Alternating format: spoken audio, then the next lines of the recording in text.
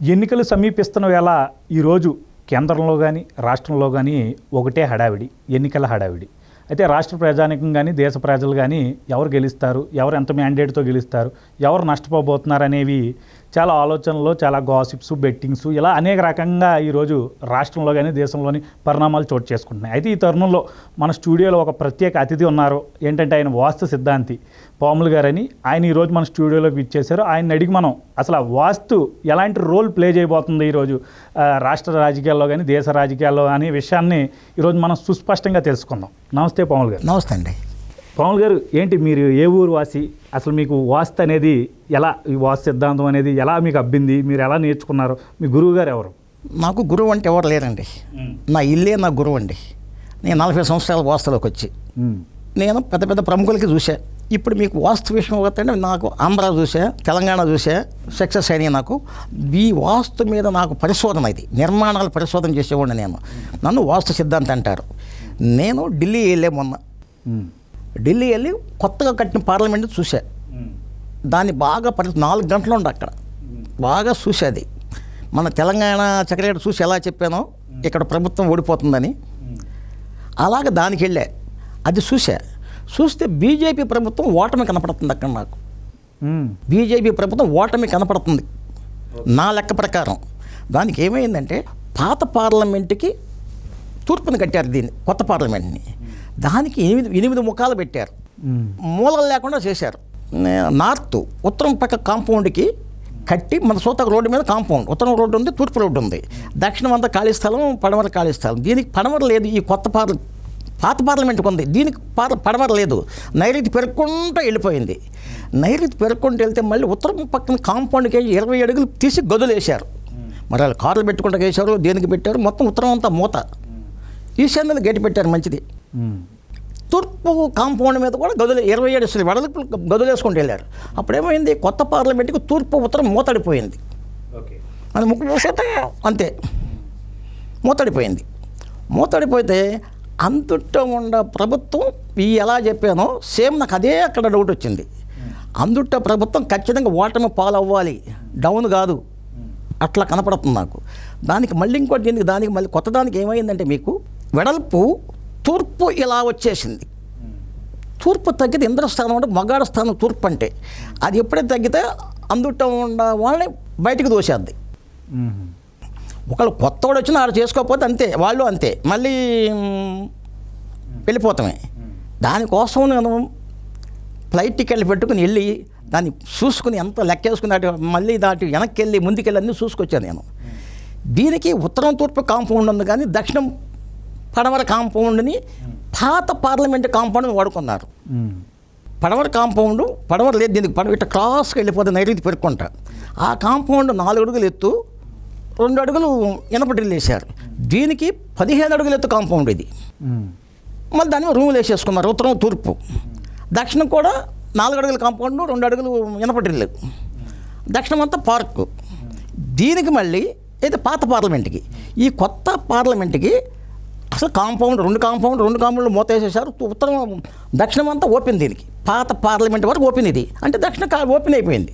అయితే ఇప్పుడు పార్లమెంట్ భవనం సరిగ్గా లేదు కాబట్టి రేపు నరేంద్ర మోడీ గారికి మ్యాండేట్ తగ్గే అవకాశం ఉంది. తగ్గటం అంటే ఓడిపోద్దండి బీజేపీ ప్రభుత్వం ఖచ్చితంగా. ఇప్పుడు నేను మీరు ఏ బుక్ ఆధారంగా చెప్తున్నారు? వాస్తు అంటే వాస్తవం. ఇప్పుడు 500 కాగితం ఉంది, మొక్క సరిగిపోతే ఎవడో తీసుకోడు కదా.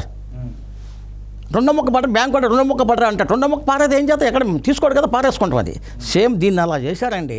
వాస్తు శాస్త్రం ఆధారంగానే చెప్తున్నారు? వాస్తు శాస్త్రంగా ఆరాధన చెప్తున్నా బాబు, ఇది వాస్తు శాస్త్ర ఆరాధన చెప్తున్నా. ఇప్పుడు ఏమైంది, మళ్ళీ ఇంకో మళ్ళీ ఏం చేశారు, ఉత్తరం కూడా కొత్తగా కట్టి కొత్త పార్లమెంట్కి తీసుకెళ్ళి పడవర కాంపౌండ్ ఉంది, ఉత్తరం కాంపౌండ్ చిన్న, దానికి వెళ్ళి అదేమో 4 అడుగులు ఉంది, ఇదేమో 15 అడుగులు ఉంది. దాన్ని కలిపారు దీనికి మళ్ళీ ఉత్తర వాయువు గేట్ ఇచ్చారు. మన ఇక్కడ సెక్రటరీకి ఇచ్చినట్టు ఉత్తర వాయువు ఏం చేద్దాం బయటికి దోసేద్ది. ఉత్తర వాయువు పేసీ కోరిది అక్కడ ఇచ్చారు.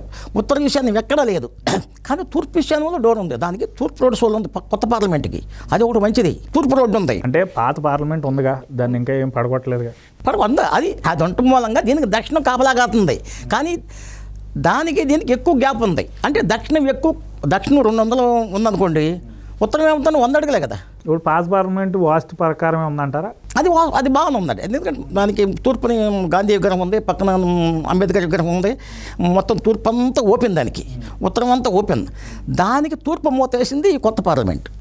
అయితే ఇప్పుడు మరి పాత పార్లమెంట్ బాగున్నప్పుడు ఇప్పటికే చాలామంది ప్రధానులు మారుతూ వస్తున్నారు కదా. దేశ ప్రజలు వాళ్ళ నిర్ణయాలండి చేస్తున్నారు, ఎంతో కొంత చేసి దానికి ఇప్పుడు దానికి ఏమైందంటే దీనికి పాత పార్లమెంట్కి ఈ నార్త్ కొద్దిగా తగ్గింది, వాయువు తగ్గింది, అయినా తూర్పు బాగుంది, దానికి ప్రొటెక్షన్ అయిపోయింది. దీనికి ఏమైందంటే అసలు పడవరలేదు, దీనికి 4 దిక్కులు కావాలి కానీ ఇల్లు అన్న తర్వాత ఒక దిక్కు లేకపోతే కుదరదు. దక్షిణం ఏమో ఎక్కడ బాగా పెరిగిపోయి ఉంది, ఉత్తరాన్ని ఏమో బిల్డింగ్లు వేశారు, అంటే కాంపౌండ్ మీద బిల్డింగ్లు గదులు కట్టారు. తూర్పు మీద కాంపౌండ్ మీద చూతకు బయట చూస్తే కాంపౌండే, లోనన్నీ గదులే బిల్డింగ్లే. వాటి మూలంగా దానిలో ఉన్న ప్రభుత్వం ఖచ్చితంగా ఓటమి పాలవుద్ది. ఎలా చెప్పేది 2 ఓడిపోతాయని అంత ఇది కాదు. మళ్ళీ మెలికెట్టను నేను. నాకు లెక్క, నా వాస్తు ప్రకారం లెక్క ఖచ్చితంగా కనపడుతుంది.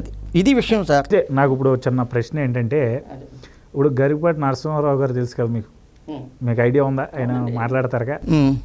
ఆయన వాస్తు అనేది గాలికి వెలుతురికి సంబంధించిన వ్యవహారం. అవును, అంతకన్నా ఎక్కువ ఏం కాదు. దాని ద్వారా ఈ గోడ ఎత్తి పెంచితే ఇది జరుగుద్ది, గోడ తగ్గిస్తే ఇది జరుగుద్ది అని అనుకోవడం అంతా మూఢనమ్మకం అని ఆయన చాలా ఘంటాపదంగా చెప్పారు. మరి ఆయన చెప్పింది తప్పు అంటారు?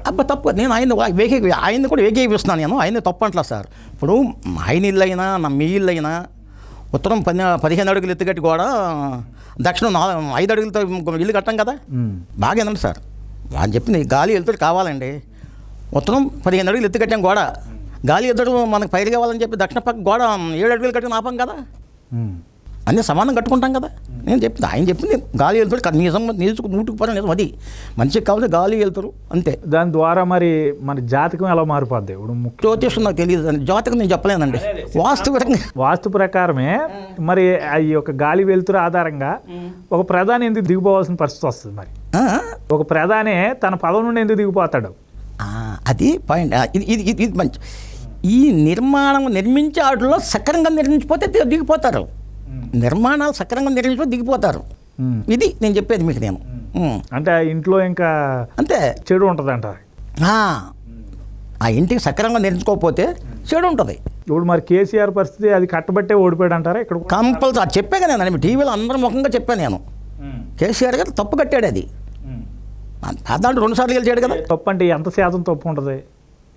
మొత్తం తప్పే అంటారా? మొత్తం కదండి.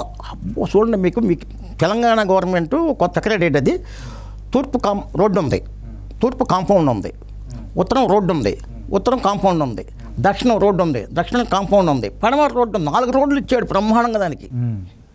దక్షిణ ఆగ్నేయం గేటు నెంబర్ 1 గేటు, పడమర వాయువు గేటు నెంబర్ 1 గేటు, ఉత్తర ఈశాన్య గేటు హైయెస్ట్. కానీ తూర్పు ఈశాన్యం అనుకుని కూర్చుని లోన కట్టిన బిల్డింగ్కి సెంటర్ ఇచ్చారు, సింహద్వారం. సెంటర్లోంచి మంత్రులు ఎమ్మెల్యే దానిలోంచి వెళ్ళాల్సింది. వాళ్ళకి ఎదురుకుండా గేట్ ఇచ్చారు. ఆ గేట్ వచ్చి తూర్పు ఆగ్నేయం పడింది, తప్పుడు నడకపడింది. అందుకని ఇంకా తప్పదు, అది ఓటమి పాలవ్వాలి. బేస్ చేసుకుని చెప్పాను నేను. లోనికి వెళ్ళి చూడాలి, నేను బయట చూసుకుని కొలత చెప్పేసాను నేను. నాకు తెలిసిన వాళ్ళు కూడా కాదండి, కేసీఆర్ మంచి తెలివి గలవాడండి, ఆయనే గెలుస్తాడు అన్నారు. ఏమన్నా చూడండి, నేను వాస్తున్నా. చంద్రబాబు నాయుడు గారు కూడా అప్పుడు కట్టాడు కదా, ఆ బిల్డింగ్లు కూడా వల్ల కూడా ఏమైనా ఇబ్బంది ఉంది ఆయనకి? ఆ రోజు చెప్పాను సార్ నేను. మళ్ళీ దాన్ని చెప్పండి, పర్లే. ఆ రోజు చెప్పా, సెక్రటరీ తప్పు కట్టారని చెప్పాను నేను. అది విషయం అండి. అందులో ఎలాంటి తప్పులు ఉన్నాయి? సీఎం ఉండే బిల్డింగ్ నైరుతిలో మాస్టర్ బెడ్రూమ్లో యజమాని పడుకోవాలన్నమాట నిజం. కానీ ఆ సిద్ధాంతం నైరుతిలో సీఎం బిల్డింగ్ పెట్టాడు. ఆ బిల్డింగ్కి ఈ రోడ్డు వెళ్ళింది 0 రోడ్డు అయిపోయింది, అక్కడ ఆగిపోయింది. అట్ట ఆగకూడదు, ఎప్పుడు కూడా జీవనది, రోడ్డు సాగాలి. పెద్దవాళ్ళు మంచి ఉండాలి, రోడ్డు సాగిందంటూ ఇల్లు ఉండాలి, మనకి గది ఉండాలి, రూమ్ ఉండాలి. అక్కడ ఆగిపోయింది. మళ్ళీ ఈయనకు తూర్పులో అసెంబ్లీ కట్టారు. తూర్పులో అన్ని బిల్డింగ్లకి తూర్పు అంత ఖాళీ ఉంది, దీనికి ఈయనుండ దానికి తూర్పు అసెంబ్లీ ఉంది అంటే మూతడిపోయింది. మళ్ళీ అసెంబ్లీకి ఏమని జరిగింది, 4 కాంపౌండ్ లేవు అన్నిట్లాగా. ఎవడు 3 కాంపౌండ్లు కట్టుకోడు కదా, 4 కట్టుకుంటాడు కదా.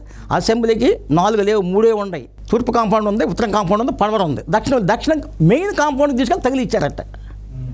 తగిలిస్తే ఏమైంది, 3 కాంపౌండ్లు అయిపోయింది. అది మొదటి 3 కాంపౌండ్లు అయింది. అది 4వ కాంపౌండ్ని మెయిన్ కాంపౌండ్ వాడారు. అట్లా మీలలో కూడా వాడుకోవద్దట. మీ ఇంటికి 4 కాంపౌండ్ కరెక్ట్గా ఉండాలి, ఒకటి కాంపౌండ్ వాడుకోవద్దు. ఆ బేస్ చేసుకుని చెప్పగలిగా అప్పుడు నేను. ఏమైంది, ఈ సీఎం అక్కడ ఉన్న సీఎంకి దక్షిణంలో గేట్ ఇచ్చి ఆ గేట్ దక్షిణ నైరుతి అయింది. మళ్ళీ దాని తిన్నగా ఉత్తర వాయువులో గేట్ ఇచ్చారు, అది ఉత్తర వాయువు అయింది. మళ్ళీ దానికి తూర్పు ఆగ్నేయం ఇచ్చారు, ఈ తూర్పు ఆగ్నేయం తప్పు, దక్షిణ నైరుతి తప్పు, ఉత్తర వాయువు తప్పు. ఈ గేట్లు చూసిది ఏంటంటే నేను దానికి దాదాపు 5 సార్లు వెళ్ళి పరిశోధించానండి. అది 5 సార్లు వెళ్ళే అన్నీ చూసుకున్నా, అయిపోయింది. ఈ ప్రెస్ మీట్ పెట్టినప్పుడు ఈ ప్రెస్లో అన్నారు, ఏదేంటి అడ చెప్తున్నావు, ఓడిపోద్దని చెప్తున్నావు నువ్వు, అది ఇంకొక ఆయన ఏమన్నా పాపం ఆయన వచ్చే ప్రభుత్వం కూడా ఓడిపోద్దని చెప్పి సరి అదే ఓడిపోద్దని చెప్పానండి. సరి చేసుకోకపోతే నిప్పు ఎవరికైనా కాలుతుందండి. ఆడికి ఏమీ లేదు, సిద్ధాంతం నన్ను ఊరుకుందాం వాటి కూడా కాలుతుంది అని చెప్పిన తర్వాత అప్పుడు ఎన్నికల అధికారి నిమ్మగడ్డ రమేష్ గారు ఉండేవారు, ఆయన మార్చారు. తర్వాత నన్ను ఒక ఐఏఎస్ వాళ్ళు ఈయన సరి చేయాలని పిలిచారు. వెళ్ళి ముందు నిమ్మగడ్డ రమేష్ గారిది ఆఫీస్ చేసే, అది చాలా చేస్తే దానికి మళ్ళీ తిరిగి వచ్చాడు అక్కడికి. అది చేయగానే ఓకే అయిపోయింది, వేరే దాంట్లోకి వెళ్ళాము, వచ్చేసాడు, ప్రకటించేసాడు, పంచాయతీ అని ప్రకటించేసాడు ఆయన. తర్వాత ఏం చేసాం, కంగారుగా సెకండ్ గేట్లు తప్పని చెప్పింది ముందు ఎప్పుడో నేను అవి పట్టుకున్నాం. నేనే అక్కడ కనపడలేదండి. పట్టుకుని మొత్తం గేట్లు ఉండగానే గోళ్ళ కట్టేసాం. గేట్లు ఉండగా 5 గేట్లు మూసా, తప్పుడు గేట్లు అవన్నీ మూసేసారు. ఎలక్షన్లు పెట్టేశారు. ఎక్కువగా ఆయనే గెలిచాడు కదా. ఇప్పుడు ఎలాంటి మార్పు చేర్పులు చేస్తే బాగుంటుంది అంటారు? ఏది చంద్రబాబు నాయుడు గారు గెలిచిన తర్వాత అప్పుడు చెప్తానండి. ఇప్పుడు చెప్పి మీకు ఫలితం ఏమి లేదు కదా. ఆయన ఇప్పుడు ఆయన గెలిచిన తర్వాత చెప్పే మాట ఇది. అంటే ఈ వాస్తు అనేది ఖచ్చితంగా వాళ్ళ యొక్క, ఇప్పుడు ఫర్ ఎగ్జాంపుల్ ఇంటి వాస్తు బాగోకపోతే వారి యొక్క జీవితాలు కూడా మారిపోతాయి. ఇంటి వాస్తు బాగుంటే మనము మన కుటుంబం చాలా బాగుంటాం, మంచి పేరు ప్రఖ్యాతలతో ఉంటాం, గౌరవంగా ఉంటాం. ఎప్పుడైతే ఇంటి వాస్తు తప్పు అయిందో ఎంతసేపు శకాకులతో మనకెందుకండి, శకాకులతో వద్దు.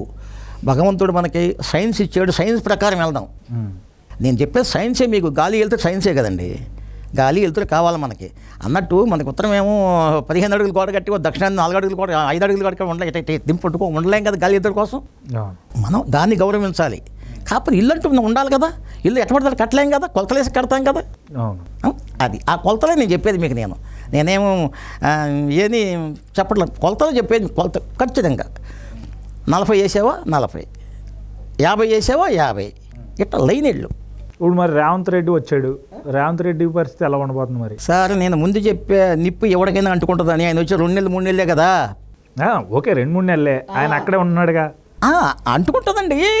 మీరు అదే దాంట్లో ఉంటున్నాడు కాబట్టి ఖచ్చితంగా చెక్క తగ్గుతుంది. చూడండి మీరు, ఏం చేయలేదు, సరి చేయలేదు. ఆయన మళ్ళీ వచ్చే ఎన్నికల్లో ఓటమి పాలయ్యే అవకాశం ఉంటుంది అంటారా?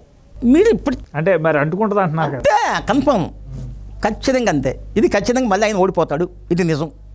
అది సరి చేసుకోకపోతే అంతే. అప్పటి వరకు కూడా అక్కర్లా. ఈ మధ్యలో అది తగలేద్దామని భయం వేస్తుంది ఇప్పుడు నాకు. ఆ నిప్పు చూడండి, లారీ దూదేసుకెళ్తుంటే కూలోడు వంగిలి పెట్టి అటు బాగా అయితే లారీ మీద పడితే వెళ్తా తగిలి మొత్తం తగిలి ఎంత నిప్పు రవ్వ మొత్తం తగలేసేద్ది. నిజం కదా అది. అట్టే వీళ్ళు వచ్చిన వాళ్ళు అది సరి చేసుకుంటలేదండి. కానీ కేసీఆర్ గారిని దండపెడుతున్నాను నేను.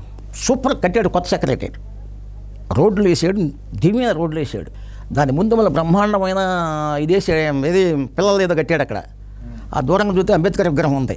ఈ కొత్త చక్ర అందంగా కట్టి మెయిన్ నడిచే దోవ తప్పు చేశాడండి. నిప్పులో నడితే ఎవరికైనా కాలుతుంది కదండి. మనం నిష్టగా ఉండి పీడలు దొక్కటం కదా నిప్పుల మీద.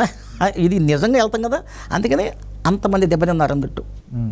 రేపు కూడా సార్ ముఖ్యమంత్రి, కొత్త ముఖ్యమంత్రి కదా, సరి చేసుకోకపోతే అయినా ఇబ్బంది కాదు, ముందు స్లో వెనక్కి వెళ్తాడు.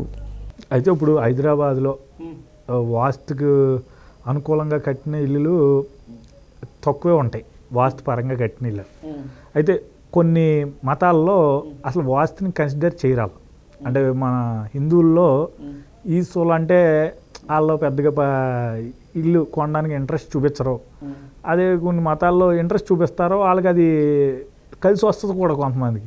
ఏంటి మరి అది మనకు ఉన్నది వాళ్ళకి లేనిది, వాళ్ళ ఆచారం మారగానే వాళ్ళ జీవిత చక్రం మారిపోద్ది అంటారా? బంగారం ఎవరికైనా బంగారమే. అవును, నేను అదే అది కులం లేదు, మతం లేదు, ఏమీ లేదు, అంతే. నిజమే కదా అది. ప్రపంచం ఎక్కడికి వెళ్ళినా బంగారమే కదండి. అర్థమైంది మీకు? ఎవడైనా కుటుంబం ఉందంటే అద్దింట్లోనూ సొంత ఇంట్లోనూ ఉంటారు. ఇల్లు అంటూ ఉండాలి కదా. అవును, ఆ ఉండాయిలో శుభ్రంగా ఉండాలని చెప్తాను నేను. రోడ్డు సోల్ అంటున్నారు కదా, రోడ్డు సోళ్ళు అన్ని సోళ్ళు కాదు, అన్ని సూపులు కాదు. సోల వేరు, సూపు వేరు. తూర్పు ఈశాన్యం సూపు మంచిది, ఉత్తర ఈశాన్యం సూపు మంచిది, దక్షిణాగ్నేయం సూపు మంచిది, పడమర వాయు సూపు మంచిది. మీకు అర్థమైంది కదా. మళ్ళీ పడమర నైరుతి తప్పు, దక్షిణ నైరుతి తప్పు, తూర్పు ఆగ్నేయం తప్పు, ఉత్తర వాయువు తప్పు.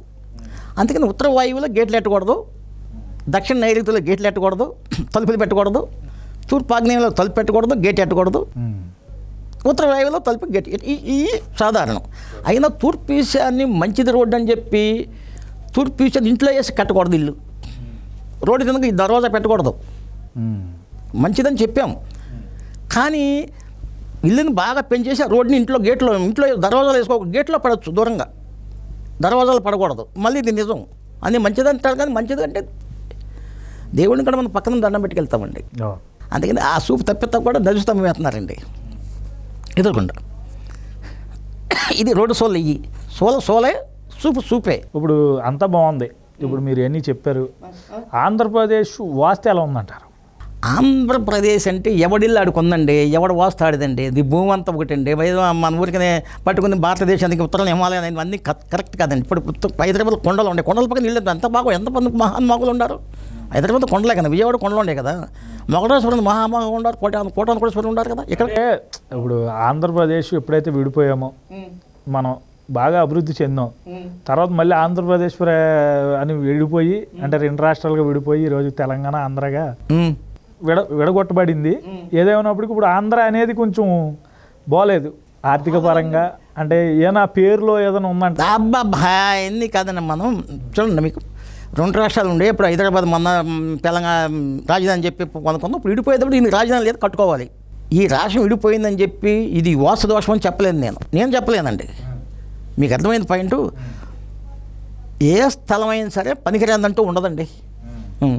సరి చేసి కట్టుకుంటామే. ఎట్లాగంటే ఆడది చదువు సంజలేని ఆడపై బెండకాయలు కొందాయి, శుభ్రంగా తుడిచి కోసింది, పుచ్చు వచ్చింది, కాయ మొత్తం పారేయదామి, పుచ్చు మొక్కే పక్కన పడద్ది, మిగిలిన కూరలు వేసుకుంటుంది కదా. ఆ పుచ్చు మొక్కని ఏ ఆవుకో గేదెకో మేకో పడద్ది, అది పారేయకోకుండా. ఇది ఇంత స్థలాన్ని వినియోగించుకుంటే సూస్తం కావాలి, అంతేగాని ఊరికైనా పనికిరాదని నిలిపోయి వదిలేయద్దు. ఇది విషయం సార్. వాస్తు అంటే నా నమ్మకం అండి. అంటే ఇప్పుడు క్యాపిటల్ ఉందిగా, ఇప్పుడు నాకు చిన్న డౌట్. ఇప్పుడు క్యాపిటల్లో వైజాగ్ అని జగన్మోహన్ రెడ్డి గారు మరి విజయవాడ అని ఈరోజు చంద్రబాబు నాయుడు గారు అంటున్నారు. జగన్ ముందు 3 క్యాపిటల్ అన్నప్పుడు మళ్ళీ వైజాగ్ అని అంటున్నాడు.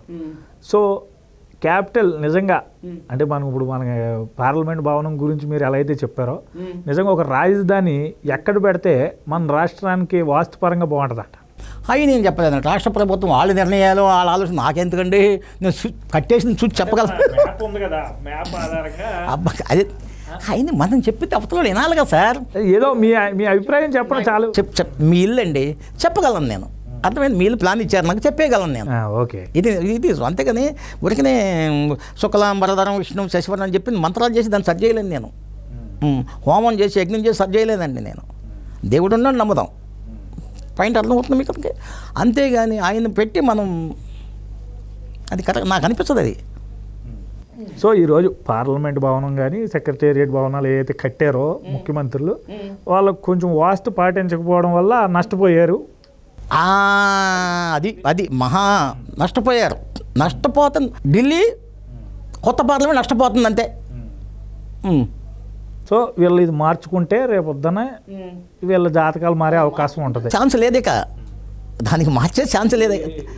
ఢిల్లీది అండి మొత్తం అన్నీ పడగొట్ట ఇప్పుడు అయ్యే పని కదండి అది. మా ఎలక్షన్ పడితే చెత్తకు పని లేదు ఇక. మారుతుంది డోర్లు మార్చుకోవడం నాకేం లేదు. కుదరదు అక్కడిక. తూర్పుని ముందుకు లాగారండి. అది ఎంత కోసేసి ఈశాన్య కోసి వెనకెళ్ళిపోయిందండి. అది అంత అదేమో ఆర్కిటెక్ట్ అండి. చూడండి మీరు ఒక్కటి ఆలోచించండి. పెళ్లి కూతురికి ఒక బొట్టెట్టండి ఇక్కడ. పెళ్లి కూతురికి ఒక బొట్టి అంటండి. పెళ్లి కూతురు అనుకుంటాడు పెళ్లి కొడుకు, కాటుకుందని చెప్పి మొత్తం ముఖం అంతా బొట్టలేడితే పిచ్చిది అనుకుంటాడు కాడు. అందుకని ఎక్కడ కావాలి అక్కడ పెట్టండి. కానీ అంత షో అండి అది. ఎందుకంటే నాకు ఒక మహానుభావుడు పార్లమెంటు కొత్త పార్లమెంట్ భవనం నాకు పంపించాడు సోడంబాబు గురువు గారిని. చూస్తే నాకు తప్పుగా కనపడింది అది. వెంటనే వెళ్ళిపోయా. గన్నవరం ఫ్లైట్ ఎక్కాను, ఢిల్లీ దిగాను, ఢిల్లీ కారు వేసుకుని కొత్త పార్లమెంట్కి వెళ్ళిపోయాను. అక్కడ 4 గంటలు అన్ని చుట్టూ తిరిగాను. పోలీస్ బందోబస్తు బాగుందండి అక్కడ. అబ్బా పైన ఈ రైతుల గోళ ఉంది కదా అక్కడ. రోడ్డు అంటే అడవని ఉత్తరం రోడ్డు అంటే వెళ్ళొచ్చు మనం అక్కడ పక్కన పార్క్ ఉంది, పార్కులోకి వెళ్ళొచ్చు. తూర్పు వెళ్తాకి తూర్పు పోలీసు నేను ఎక్కడ దాకా వెళ్ళాను సార్, చివరి దాకా వెళ్ళి వస్తా అన్నాం. మళ్ళీ దక్షిణం మళ్ళీ వేసుకుని అక్కడికి వెళ్ళి చూసేదంతా పార్క్ దక్షిణం కూడా పాత పార్లమెంట్ వెనకాల పడమరం ఉండయి. అప్పుడు ఈ కొత్త పార్లమెంట్కి ఏమైంది, దక్షిణం కాంపౌండ్ లేదండి, పడమర కాంపౌండ్ లేదండి, ఒక తూర్పు ఉత్తరమే రోడ్ల మీద రోడ్డు ఖాళీ కనపడదు కట్టేశారు. కాంపౌండ్ కట్టుకుంటే బాగుండేది, వీళ్ళు కాంపౌండ్ కట్టుకుంటే గదులు వేశారు దానికి, 20 అడుగులు వెడల్పులో 20 18 రూములు వేసేసారు. రూములు వేయటం మూలంగా ఏమైంది, మూత అయింది. అది మెయిన్ తప్పు అక్కడ కనపడుతుంది నాకు, అందుకే ఇంత గట్టిగా చెప్పగలను నేను. ధన్యవాదాలు పాములు గారు, మీ విలువైన సమయాన్ని మాకు వెచ్చించినందుకు.